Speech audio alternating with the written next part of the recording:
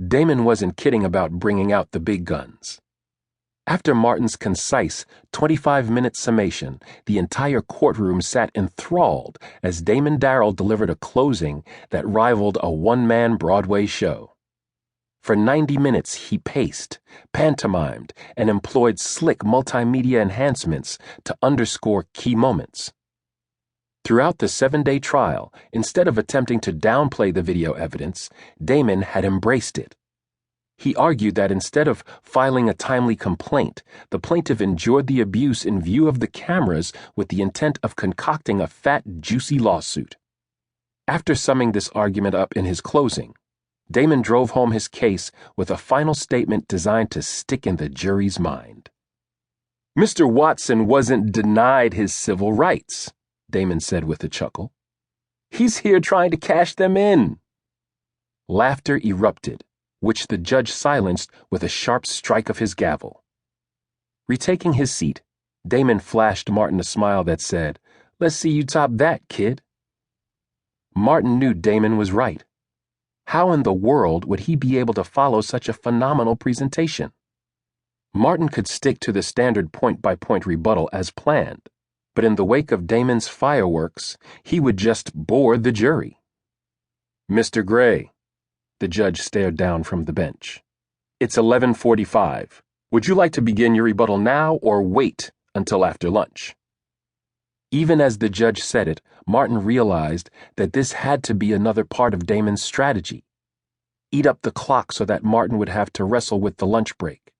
With only 30 minutes until noon, Martin had two choices.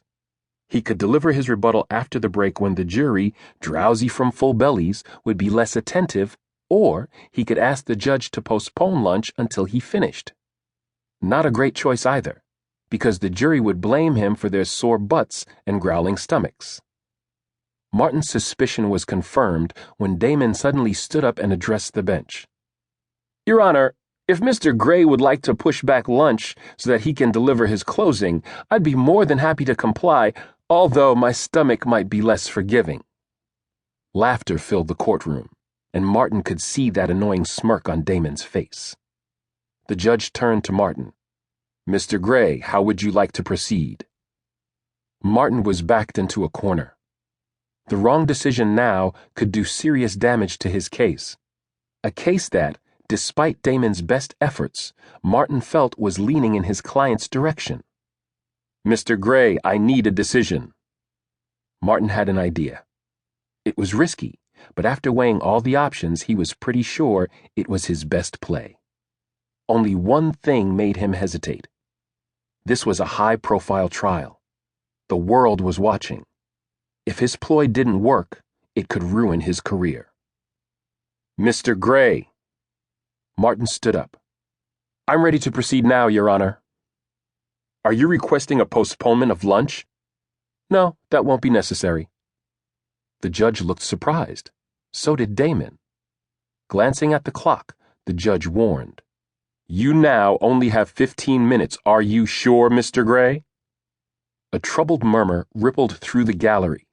Mr. Watson could sense something was wrong and shot Martin an anxious look. Martin reassured him with a confident nod, then turned back to the judge. "Absolutely sure, Your Honor." "Very well. Proceed." Martin could feel every eye in the courtroom staring as he approached the jury box. The textbook would tell you to smile when you approached the jury. Look friendly. Martin did the exact opposite. He paused and looked each juror straight in the eye, not in anger, but in extreme seriousness. A stern look that said, "No more fun and games." When Martin finally spoke, his voice was firm and authoritative. A voice that could not be denied.